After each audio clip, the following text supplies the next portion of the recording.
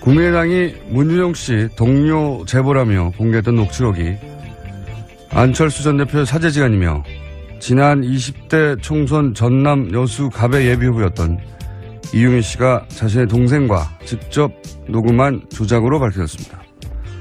검찰은 물론 국민의당도 자체 조사를 한다니 조만간 결과가 나오겠습니다만 현재까지 내용만으로는 납득가지 않는 점이 있습니다. 제보 파일을 처음부터 음성 변조된 채 받은 게 아니라면 그 녹취에 이유미 씨 본인 목소리가 등장하는데 그게 누구인지 당에서 아무도 몰랐다는 건가요? 최소한 이유미 씨가 이 파일을 건넸다고 알려진 이준서 최고위원은 이유미 씨 자신이 녹음한 파일이라는 걸 알았어야 하는 거 아닌가요? 만약 처음부터 음성 변조가 된 파일만 받았다면 최소한 당사자가 실제 하는지 연락은 해봤어야 하는 거 아닌가요? 변조를 했던 하지 않았던 이 상황이 저는 납득이 가지 않습니다. 김원준 생각이었습니다. 뭐 여러 가지 의혹이 있지만 저는 이게 변조를 했냐 하지 않았냐 에 따라 달라질 것 같긴 한데 변조를 하지 않았다면 목소리가 이유미 씨 목소리라는 걸 알았어야 되는 거 아닙니까? 그죠? 네, 그죠. 동생과 대화했던 내용이라고 하니까요. 본인이 씨가 등장합니다. 예, 본인과 동생이 등장하는데 그러면 이제 이유미 씨 본인 목소리니까 변조하지 않았으면 이 파일을 처음 받았던 국민의당 관계자 지금까지는 이제 이준서 최고위원으로 알려진 것 같은데 이준서 최고위원은 알았어야 하는 거 아니야 이거죠 최소한 당사자 이유미 씨 목소리니까. 그리고 처음 변조를 했으면 들고 온 사람한테 이 목소리에 등장하는 이 증언하는 제보자가 누구냐 알아봤어야 할 것 같은데 말이죠. 최소한의 신빙성 확인은 있어야 될 만큼 큰 자료이기 때문에요. 네. 이렇게 생각할 수밖에 없는 게 당시에 그 기자회견 5월 5일날 기자회견을 보면 녹취 파일을 음성 변조하지 않은 채 받은 것으로 그렇게 짐작할 수 있는 기자회견 내용이 나오거든요. 잠시 들어보시겠습니다. 예, 말씀드린 것처럼 판스스 대학원을 같이 다녔던 아주 가까운 사이입니다. 좀 통화를 하신 건가요, 국민의당에서? 예, 국민의당에서 직접 통화했고 본인이 이 내용에 대해서 언론의 보도에도 부탁 그리고 또 본인이 문준용 씨와는 2년 정도 같이 미국 유학하면서 별별 얘기를 다 들었다. 네. 직접 통화했다는 내용도 나오는데 이건 사실이 아닌 것으로. 2년 동안 같이 있었다라는 이야기도 전혀 사실이 아니죠. 네. 근데 이제 이 기자회견장에서 보면 파일을 편집해달라고, 예. 누군지 특정할 수 없도록 편집해달라는 내용이 나오거든요. 네. 그랬다는 얘기는 편집되기 전에, 변조되기 전에 파일을 받았다는 거니까, 그러니까 저는 자연스럽게, 아니, 그럼 거기에 그 당에서 예비 후보로 나갔던 이유미 씨 목소리가 직접 등장하는데, 그럼 이유미 씨하고 같은 라인 선상에 있었던 최소한 이준서 최고위원은 너 목소리네? 하고 알았어야 되는 거 아니냐는 거죠. 그러면 당연히 이유미 씨 목소리가 나온다는 건 이유미 씨가 직접 통화했거나 직접 얘기했다는 거니까 그럼 그 사람과 확인을 직접 해봤어야 되는 게 아니냐는 건데 저는 이 대목이 잘 이해가 안 가요. 다른 거 떠나서. 예. 관련 뉴스가 많죠? 네, 죄송합니다. 국민의당은 이유미 씨의 단독 범행이라고 선 그었는데요. 이 씨가 전화기 세대를 동원해서 카카오톡 내용을 조작하고 전화통화까지 지원했다고 주장하고 있습니다. 또 이준서 전 최고위원에 대해서는요. 제보자가 이유미 씨라고 검찰에 알린 사람이 이준서 전 최고위원이기 때문에 조작 사실 알고도 그랬겠냐라고 선을 그었습니다. 이유미 씨에게 다 떠넘겨서 그랬을 가능성은 왜 배제하나요? 예. 어쨌든 이유미 씨가 제보자였다는 사실을 이준서 씨 최고위원은 알았다는 거잖아요. 예, 전 최고위원은. 그러니까 이제 처음에 그 목소리도 변조되지 않은 채 왔다면 당연히 이유미 씨라는 걸 알았어야 하는 게 당연한 것이고 확인이 뭐가 어렵습니까? 이유미 씨하고 통화를 했다는 사람이니까 직접 확인하면 될 텐데. 그런 확인이 없었다는 거란 말이죠. 그리고 이준서 최고위원은 자기는 몰랐다는 거고, 조작을. 네, 국민의당은 여전히 당내 누구의 지시도 없었고 당은 조작 사실 몰랐다라고 밝히고 있습니다. 알겠습니다. 자, 다음 뉴스는요. 관련 뉴스가 많아요. 네, 당시 공명선거 추진단장 맡았던 이용주 의원도 녹음 내용이 편집된 흔적은 없었고 대선 전국에서 조작을 한다는 건 상상할 수가 없었다. 이렇게 밝히고 있습니다. 대선 전국에서 조작을 한다는 건 상상할 수가 없었다. 대선 전국에서 가장 많은 조작이 일어나지 않나요? 제가 알기로는. 근데 이제, 이 내용, 조작 파일 내용, 그 다시 들여다봤어요. 그때는 이제 그 슥슥 지나갔던, 내용이었는데, 이제 다시 꼼꼼하게 제가 한번 당시 기자회견 전문도 보고 봤는데, 일단 이유미 씨는 작년 20대 총선에 나갔을 뿐만 아니라, 그때 전남 유일의 여성 후보였어요. 네, 예비 후보였죠. 예. 여성 예비 후보. 예. 그래서 나름 지역 언론의 주목을 받았습니다. 네. 그래서 지역 언론 인터뷰를 제가 쭉 뒤져보니까 이렇게 얘기를 했어요. 여수신문과 인터뷰였었는데 보니까 안철수 대표의 수족이라고 할 수 있는 금태섭 변호사가 이제 더민주당으로 갔기 때문에 이제 저 한 사람만 당내에 남아있다. 스스로 이렇게 표현했어요. 예. 물론 본인만 그렇게 생각할 수 있습니다. 본인만 그렇게 본인의 중요도를 생각할 수도 있는데 이분이 이제 카이스트 대학원에서 만나서 청춘 콘서트 때 전국 순회를 서포트를 했다는 거잖아요. 전국을 같이.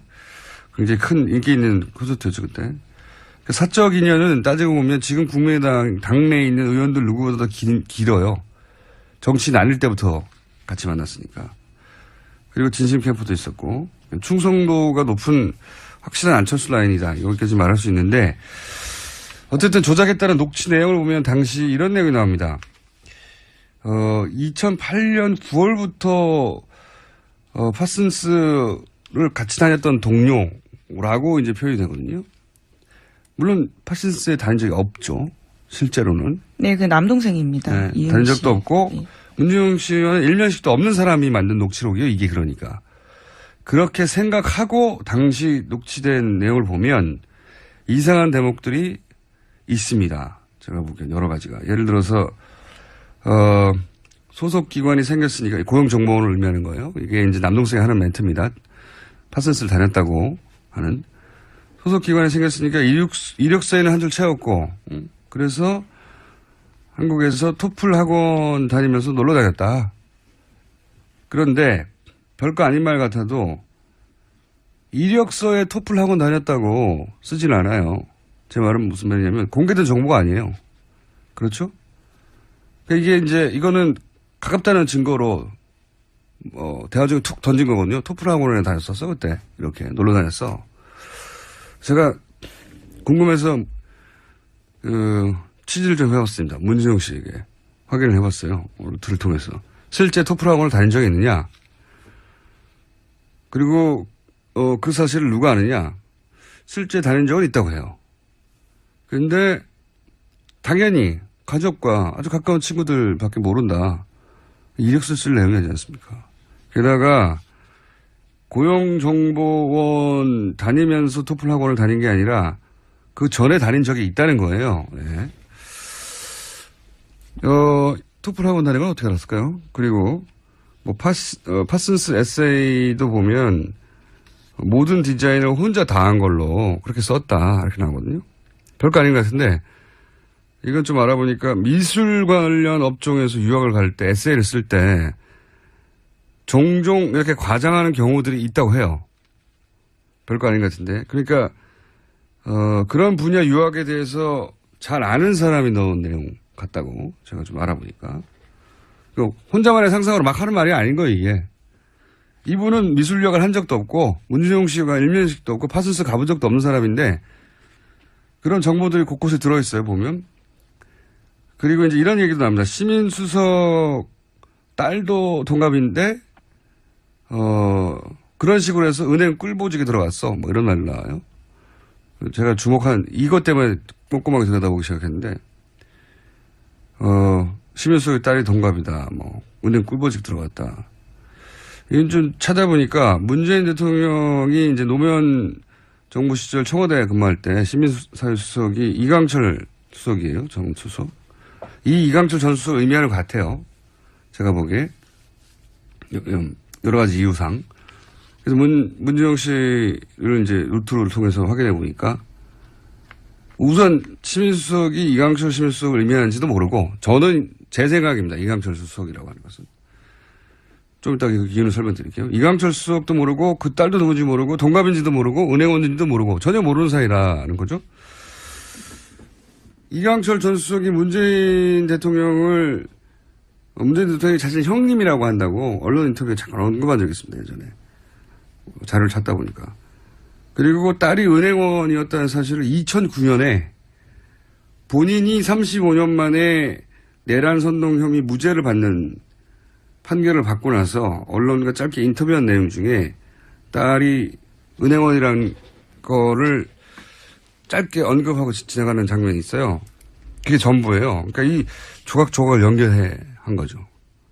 연결을 해서 이렇게 엮었다는 건 문재인 대통령과 이강철 수석의 사적인 관계도 알아야 되죠. 이강철 수석의 딸이 은행원이라는 것도 알아야 돼요. 이강철 수석 은행 딸이 문준영 씨하고 또래인 것도 알아야 돼요. 별거 아닌 것 같은데 아주 많은 사실을 알아야 말할 수 있는 건데 전문가의 냄새가 난다. 그 말을 하려고 길게 주시를 한 겁니다. 그러니까 문준영 씨 개인정보에 접근할 수도 있었고 위에 같은 정보도 채굴할 수 있고 그런 전문가가 기본 소스를 제공한 것으로 저는 보이고 그 토대 위에 소스를 기반으로 연기를 한 거죠. 그냥 막 상상해낸 게 아니에요. 이런 것들이 다. 자, 그 소스를 어디서 받았는지 거기에 중요한 단서도 있다. 이런 얘기를 하고 너무 길게 했나요? 예. 네, 문준용 씨를 직접 취재하셨다고 해서 깜짝 놀랐습니다. 궁금하잖아요. 저는 궁금하면 꼭 알아봐야 되거든요. 자, 그 이상한 사건입니다. 그리고 그 녹취록도 그냥 나온 게 아닙니다. 보니까. 자, 관련 뉴스가 또 있습니까? 네, 검찰 이준서 전 최고위원 출국 금지 조치했습니다. 이 전 최고위원은 지금이라도 꾸며낸 일이라고 서러놓자라고 이유미 씨에게 이야기를 했다고 하는데요. 그러면서 이유미 씨가 먼저 그렇게 이야기를 했다고 하자 이준서 전 최고위원이 대선 끝나면 고소고발 모두 취하된다면서 은폐 시도했다는 의혹도 받고 있습니다. 그렇군요. 그렇다고 해도 이게 조작된 거를 알고 그랬다는 증거는 안 되는 거죠. 예. 어쨌든 그런 내용이 있었군요. 자, 다음은요. 네, 국민의당에서는 또 이 사실에 대해서 특검 제안하기도 했었습니다. 하지만 당내에서 거센 역풍 불었습니다. 김태일 국민의당 혁신위원장은 신뢰의 위기를 넘어서서 존폐 위기 직면하고 있는데 아니한 대응이다라고 비판했습니다. 이 문제는 저희가 잠시 후 김관영 국민의당 당내 조사위죠. 단장을 직접 연결해서 이야기 들어보겠습니다. 다음은요. 네, 어제 박근혜 전 대통령 재판이 있었습니다. 검찰은 김성우 전 홍보수석의 진술조서를 공개했는데 눈에 띄는 부분이 있습니다. 지난해 10월에 최순실 씨 의혹이 쏟아지자 박근혜 전 대통령 주재로 대책회의가 열렸습니다. 이 자리에서 김성우 전 홍보수석은 박 전 대통령에게 비선 실세가 있었냐라고 물었고요. 박 전 대통령은 비참합니다라고 대답했다고 합니다. 비선 실세의 존재를 인정했다는 거네요. 예. 네. 게다가 또 박근혜 전 대통령이 개헌 발표한 적이 있습니다. 지난해 10월 24일이었는데요. 시정연설 때. 예. 그때 김 전 수석은 모든 언론이 개헌을 쫓아가는 상황이 돼서 신의 한 수였다라는 자축했다고 진술했습니다. 신의 한 수가 될 뻔도 했죠. 사실. 이 시정연설 때 개헌을 던지고 그러면서 언론에서 이제 반나절 정도 난리가 났는데 그날 저녁 JTBC 보도가 있었죠. 네, 태블릿 PC 보도가 있었습니다. 그 태블릿 PC 보도가 없었다면 최순실 게이트는 이어졌겠지만 탄핵까지 이어지기는 힘들었을 거라고. 예, 굉장히 중요한 보도였죠. 자, 다음 수는요. 최근 국정원개혁발전위원회가 첫 회의 열었습니다. 이 자리에서 적폐청산 TF가 조사할 대상 논의됐는데요. 국정원 댓글 사건을 비롯해서 보수단체 자금 지원 같은 12가지 사안을 조사하기로 결정했습니다. 특히 눈에 띄는 게 최순실 씨와 우병우 전 민정수석 관련된 의혹도 조사하겠다라는 겁니다. 조사해야 되겠죠. 예, 걱정되는 것은 이 위원회가 조사하는 내용을 아마 국정원이 먼저 알았을 것이고 먼저 알 것이고 조사된 내용은 누구보다 빨리 알아낼 것이고 그러니까 국정원을 상대하는 것이라 이 위원회가 이런 일을 하긴 해야 할 텐데 걱정이 되긴 합니다. 자, 다음 뉴스는요. 문재인 대통령이 어제 법무부 장관으로 박상기 연세대 법학전문대학원 교수를 지명했습니다. 비검찰 출신 법학자입니다. 네. 그런 일은 없어야 되겠지만 혹이라도 이분도 낙마한다면 또 비검찰 출신이 올 것 같죠? 그런 의지는 확고한 것 같습니다. 네. 자, 다음 뉴스는요? 여야 의원 40명이 최순실 씨의 재산 몰수를 위한 특별법 제정 모임 만들었습니다. 올 연말 통과를 목표로 이번 주부터 발의 서명 작업 들어갑니다. 법안에는 부당재산 소급 환수와 압수수색 권한을 가진 위원회 설치 등이 포함되어 있습니다. 여야 40여 명이면 여기서 야당 의원은 누구입니까? 네, 야당 의원들 다양하게 있는데요. 바른정당, 자유한국당, 정의당, 국민의당 모두 들어가 있습니다. 당연히 다른 정당은 이해가 가는데 보수정당에서는 누가 포함됐죠? 김성태 의원은 제가 알고 있고. 네, 자유한국당에서는 유일하게 김성태 의원이 들어가 있고요. 바른정당에서는 이해운 대표와 하태경 의원이 들어가 있습니다. 3분의 2가 저희 고조이고 한 사람은 저희 단골이군요. 예. 뉴스 공장에 나오셔야 됩니다. 자, 뉴스 끝입니까? 오늘? 네, 자유한국당 뺀 여야 3당이 추경심사 착수에 공감대가 형성되면서 대치였던 전국이 좀 물꼬가 트일 것으로 보입니다. 추경은 사실 역대 한 번도 통과되지 않은 적이 없어요. 근데 통과는 될 것이 분명한데 이제 그 과정에서 굉장히 애를 먹고 있는 거죠. 예. 오늘 여기까지 해야 될 것 같은데 여하간 오늘 중요한 내용 주시하는 것은 그겁니다.